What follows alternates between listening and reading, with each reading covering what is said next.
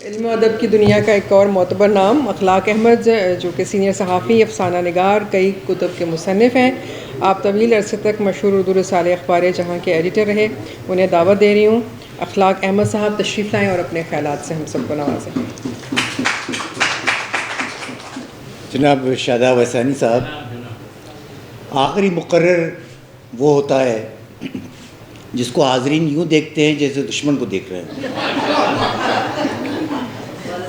کہ یہ وہ آدمی ہے جو اس تقریب کے خاتمے اور چائے کے آغاز کے بیچ میں ایک رکاوٹ بنا ہوا ہے۔ اچھا، میں بھی حاضرین میں بہت بیٹھا ہوں، اس جذبے سے واقف ہوں، لیکن اگر آپ کا یہ خیال ہے کہ اس کی وجہ سے میں کوئی مختصر تقریر کروں گا تو آپ کا خیال غلط ہے، کیونکہ اگر میں نے ایسا کیا تو میرے انتقام کی آگ جو برسوں سے وہاں بیٹھ کے بھڑک رہی تھی وہ کیسے پوری ہوگی؟ ٹھیک ہے۔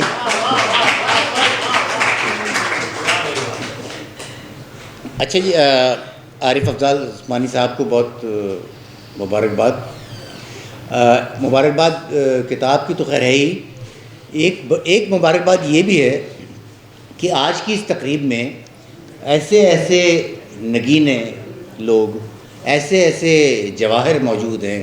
میں خود برسوں بعد ملتا ہوں تو آپ نے سب کو ایک جگہ، ایک چھت تلے جمع کیا، اور یہ سب آپ سے وابستہ ہیں، آپ کے ماضی سے وابستہ ہیں، صحافت سے وابستہ ہیں، علم و ادب سے وابستہ ہیں، اور یہ سب ایسے ہیں جن سے میرا بھی ایک تعلق رہا ہے، بہت عرصے رہا ہے اور اب تک ہے۔ یہ جو سفرنامہ آپ نے لکھا ہے، ایک بار پہلے بھی میں کہیں عرض کر چکا ہوں کہ آدمی سفرنامہ کیوں لکھتا ہے، مطلب کیا پریشانی اسے لاحق ہوتی ہے۔ عام طور پہ کہا جاتا ہے کہ وہ اس لیے لکھتا ہے کہ ایک تو اس نے جو ٹریول کیا ہے اس کے لیے ایک مقصد تلاش کیا جا سکے، دوسرا اس لیے لکھتا ہے کہ جو اس نے دیکھا وہ دوسروں تک پہنچایا جا سکے، اجنبی زمینیں، اجنبی قومیں، اجنبی ملک، ان کے رسم و رواج، ان کا کلچر آگے پہنچایا جائے۔ ہمارے پاس بھی بہت سفرنامہ نگار گزرے ہیں، اور جو فوری مجھے جو اچھے لگتے ہیں، میں تو 2 ہی نام لے سکتا ہوں، ایک ابن انشا ہیں اور ایک تارڑ صاحب ہیں۔ لیکن یہ جو سفرنامہ ہے، یہ جو قرطبہ اداس ہے، یہ ظاہر اس طرح کا سفرنامہ نہیں ہے جیسے عام طور پہ لکھے جاتے ہیں۔ ابھی یہاں پہ سید محمد یعقوب صاحب بیٹھے ہیں، انہوں نے ایک سفرنامہ لکھا ہے امریکہ کا، تو ان کا بھی سفرنامہ بہت عجیب و غریب ہے۔ میں نے دوستوں سے کہا بھی کہ اس سفرنامے کا جب آپ پڑھ رہے ہوں تو آپ فوراً ایک سوال آتا ہے دماغ میں کہ یار یہ اس میں کیا ہوتا ہوگا۔ ان کے سفرنامے کی خوبی یہ ہے کہ جو ہی آپ کے ذہن میں وہ خیال آتا ہے، وہ سوال آتا ہے، کوئی 2 پیراگراف کے بعد اس کا جواب آ جاتا ہے۔ تو وہ ایک بہت رہنما چیز ہے۔ رہنما سے مراد یہ ہے کہ اگر کوئی آدمی امریکہ نہیں گیا ہے اور پہلی دفعہ جا رہا ہے تو اس کو کیا کرنا چاہیے، اس کی مکمل رہنمائی ہے۔ لیکن ظاہر ہے کہ سفرناموں کی مختلف اقسام ہیں۔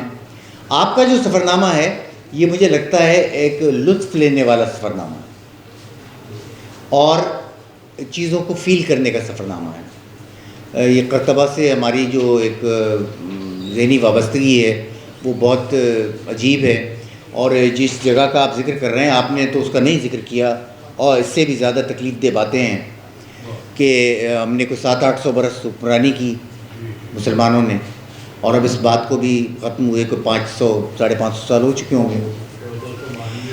جی، 5 کروڑ کی آبادی ہے اسپین کی جہاں یہ گئے تھے، 25 لاکھ مسلمان ہیں، 4%۔ یہ وہ خطہ ہے جو گویا مسلمان خطہ تھا۔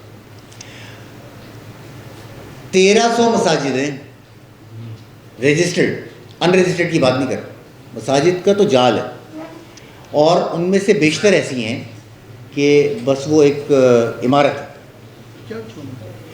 اور ویران ہے۔ کچھ جو مرکزی ہیں اس میں چرچ بنا دیے گئے ہیں۔ اسپین میں 96% کرسچنز ہیں اور کرسچنز بھی کیتھولکس. تو یہ ایک ایسی ڈائمنشن ہے مسلمانوں کی ہسٹری کی جو تکلیف دہ بھی ہے اور اداس کرنے والی بھی ہے یقیناً. لیکن مسلم امت تو اداس ہونے کی عادی ہے, اس میں کوئی خاص بات نہیں. تو لیکن اب وہ کیفیت آ گئی ہے کہ ہم سب دکھ کے عادی ہو گئے ہیں اور ہم اس کو ٹیکن فور گرانٹیڈ لیتے ہیں کہ یہ تو ساتھ ہو گئی, مسلمانوں کے ساتھ یہ تو ہو گئی. اور اللہ خیر کرے.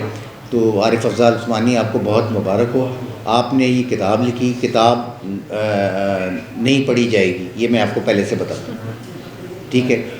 لیکن آپ کو بھی یہ سمجھنا چاہیے کہ آپ اپنی عادت سے, اپنی جبلت سے مجبور ہیں. یو آر اے رائٹر, آپ ایک صحافی ہیں, آپ ایک لکھاری ہیں, آپ کو یہ کام کرنا ہی کرنا ہے, یہ گھاٹے کا سودا اٹھانا ہی اٹھانا ہے. آپ یہ کام کرتے رہیں گے, میں توقع رکھتا ہوں کہ آپ یہ کام جاری رکھیں گے. آپ جیسے لوگوں کی وجہ سے بہت سے لوگوں کو انسپریشن ملتی ہے. ایک بار پھر آپ کو بہت بہت مبارک اور شکریہ.